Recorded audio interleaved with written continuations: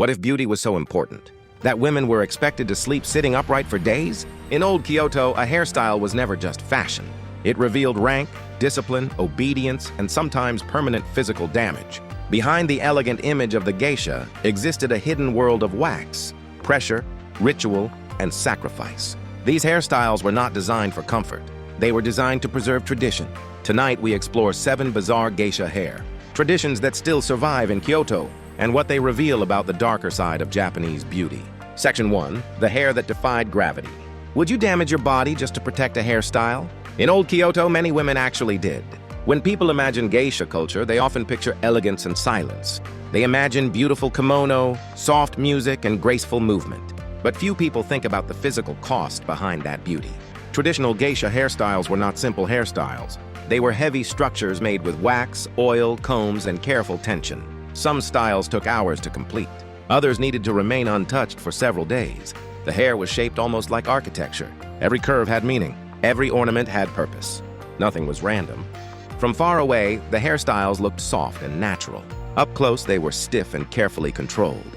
The glossy shine came from thick wax. The shape survived because the hair was pulled tightly for long periods. And this raises an interesting question. In your culture, is beauty connected to comfort? Or is beauty sometimes linked to pain and discipline? In Kyoto's geisha districts, beauty often meant endurance. Young apprentice geisha learned very early. That appearance was part of their duty. A single mistake could damage their image and reputation. This was not only fashion, it was social training. The hairstyle showed self-control, patience, and obedience to tradition. Even today, many visitors see these hairstyles as symbols of old Japan. But behind the elegant image was a hidden world of pressure and sacrifice. And for many women, that sacrifice became part of their identity. Section 2. Why hair meant social rank. What if a single hairstyle could reveal your entire social position? In Kyoto's geisha world, it often did. To outsiders, many traditional hairstyles looked almost identical. But inside the geisha districts, tiny differences carried enormous meaning. A hairpin, a ribbon, or even a small change in shape could communicate status instantly. People could often tell whether a woman was a young apprentice or an experienced geisha. They could sometimes even guess her age or training level. The hairstyle acted almost like a silent uniform. This system was especially important in Gion, Kyoto's most famous geisha district. Everything there followed invisible rules. The way a woman walked mattered. The way she bowed mattered. And of course, the way she wore her hair mattered deeply. One famous example was the Wareshinobu hairstyle. This style was usually worn by a younger apprentice geisha called Maiko. It featured rounded shapes and colorful ornaments. The design projected youth, innocence, and freshness. Older geisha often wore more restrained styles. Their hair decorations became simpler over time. Bright ornaments slowly disappeared. The image shifted from youthful charm to quiet elegance. This reflected an important Japanese cultural idea. In many traditional settings, maturity was shown through restraint. Being loud or overly expressive was not always admired. Calmness and control carried social value. Even seasonal changes affected hairstyles. Certain hair ornaments appeared only during specific months. Cherry blossom designs appeared during spring. Maple leaf patterns emerged during autumn.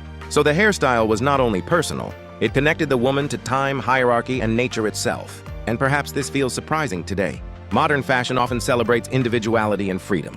But in old Kyoto, beauty often meant fitting perfectly into a larger system.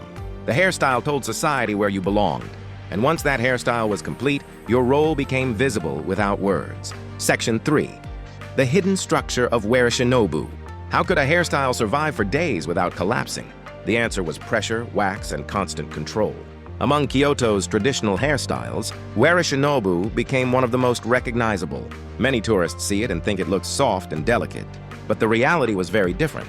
This hairstyle required intense preparation. Hair was divided carefully into sections. Each section was pulled tightly into shape. Then thick wax was applied to lock everything in place. The wax was not light or comfortable. It hardened over time and created a heavy structure around the head. Some women described the feeling as constant pressure. Others said the hairstyle almost felt alive. The center part of the hairstyle formed a rounded split shape. This design symbolized youth and femininity. Bright ornaments and red fabric were often added for younger Maiko. The final appearance looked elegant and effortless. But effortless beauty often hides difficult labor.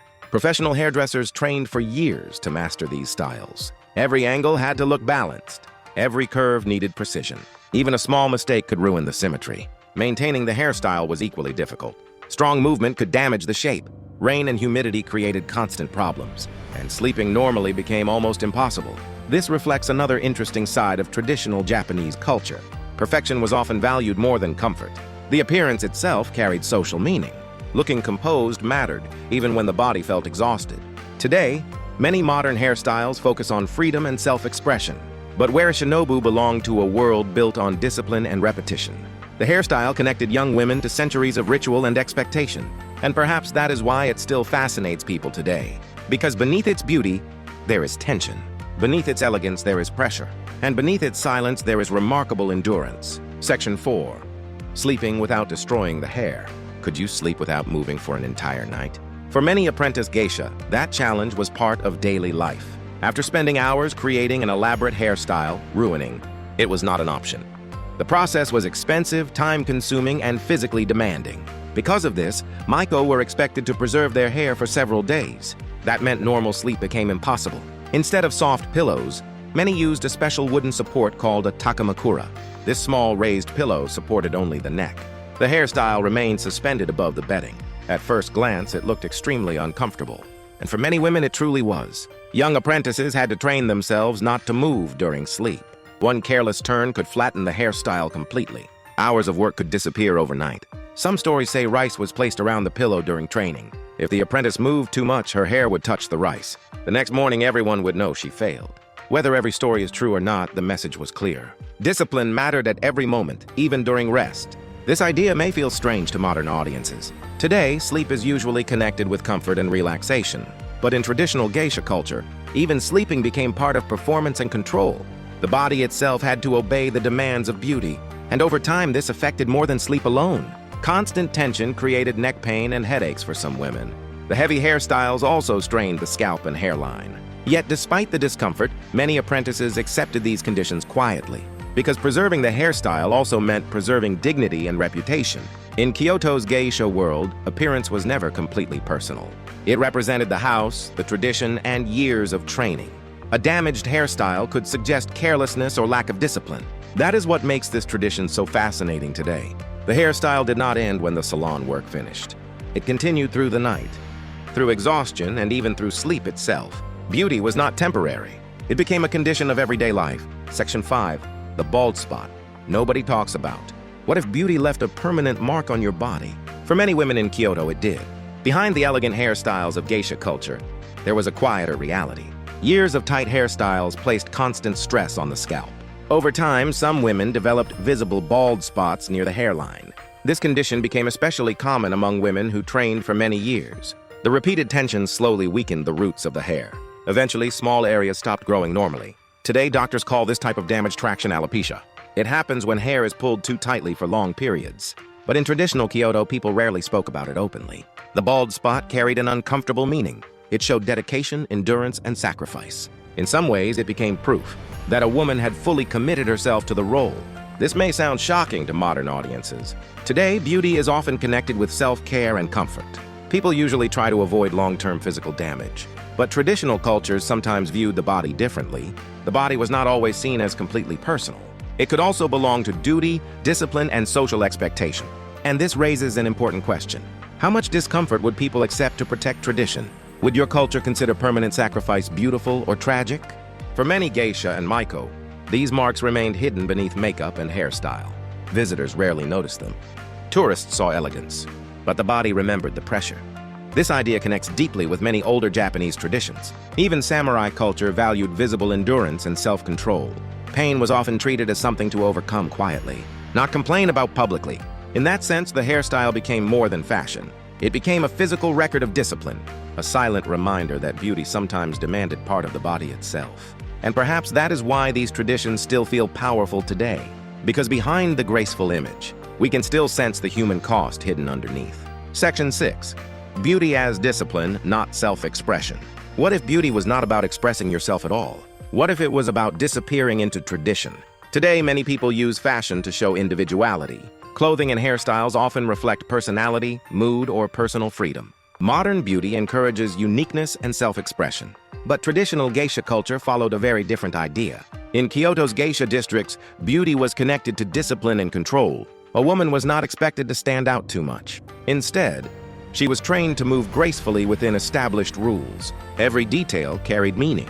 The hairstyle had rules. The makeup had rules. Even the way a Maiko smiled or walked followed years of practice. This was not accidental. The geisha world survived through precision and continuity. Traditions were passed carefully from one generation to the next. Small changes happened slowly, sometimes over decades. Because of this, individual expression was often secondary. The goal was not to reinvent beauty. The goal was to preserve it. This idea may feel unusual to many modern viewers, especially in cultures that celebrate personal freedom and originality. Today, standing out is often considered positive. Being unique can bring social attention and success, but older Japanese traditions sometimes valued harmony more than individuality. Blending into the group was often respected. Control and restraint carried cultural importance. That is why geisha beauty appears so calm and controlled. The elegance was carefully regulated. Nothing looked chaotic or spontaneous.